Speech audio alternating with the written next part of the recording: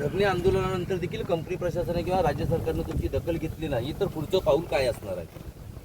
धरणे आंदोलनाला जर त्यांनी आता जे शांततेत चाललेलं आहे त्याला जर दखल घेतली नाही तर मग त्याबाबत आम्हाला तीव्र लढा उभारायचा आणि तो कोणत्या स्ट्रॅटेजीने लढायचा ही आमचं समितीच्या वतीनं ठरलं जाईल. त्याची पूर्वकल्पना आम्ही प्रेसना देऊ.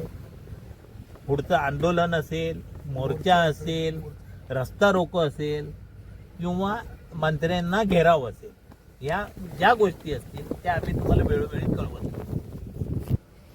शेवटचा प्रश्न, कोकण नागरी संघर्ष समिती जी आज आंदोलन करते, उपोषण करते, ज्यांना कोकणच्या नागरिकांच्या भवितव्याच्या किंवा हिताची पटलेली आहे, मात्र कोकणातल्या लोकप्रतिनिधींनी तुमच्या धरणे आंदोलनाकडे पूर्णपणे पाठ फिरवले असं तुम्हाला म्हणायचं आहे का?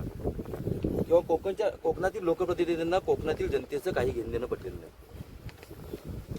तसं बघायला गेलं तर हा जो विषय उचललेला आहे आता अधिवेशनात पण आलेला आहे त्यावरून आपल्याला तसं 100% सगळ्यांना दोष देता येणार नाही. काही लोकांचे सरकारमध्ये हितसंबंध असतात, काही 3 लोकांच्या 3 पक्षाचं सरकार असल्या कारणाने ते डायरेक्ट उतरत नसतील कदाचित, परंतु ह्या याच्याकडे राजकीय नेत्यांनी इलेक्शन असतील, मंत्रिपद असतील, ही येतील जातील, पण जर जनता जर इथे राहिली नाही, जनतेच्या जीविताशी जर खेळ झाला तर त्याची पूर्ण जबाबदारीच या मंत्र्यांवर जाणार आहे. कोकणातील इतके मंत्री आहेत, त्यांनी विषयात या लक्ष घालायला पाहिजे होतं, पण आज सामान्य माणूस उतरतोय.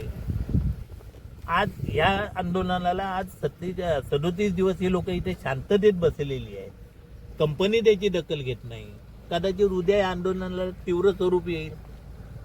उद्या ह्याचं जर आणखी काही वेगळ्या मार्गाने जर आंदोलन गेलं तर त्याची पूर्ण जबाबदारी त्यांचीच राहणार आहे. धरणे आंदोलनानंतर देखील कंपनी प्रशासनाने किंवा राज्य सरकारने तुमची दखल घेतली नाही तर पुढचं पाऊल काय असणार आहे? धरणे आंदोलनाला जर त्यांनी आता जे शांततेत चाललेलं आहे त्याला जर दखल घेतली नाही तर मग त्याबाबत आम्हाला तीव्र लढा उभारायचा आणि तो कोणत्या स्ट्रॅटेजीने लढायचा ही आमचं समितीच्या वतीनं ठरलं जाईल. त्याची पूर्वकल्पना आम्ही प्रेसना देऊ. पुढचं आंदोलन असेल, मोर्चा असेल, रस्ता रोको असेल किंवा मंत्र्यांना घेराव असेल, या ज्या गोष्टी असतील त्या आम्ही तुम्हाला वेळोवेळी कळवतो.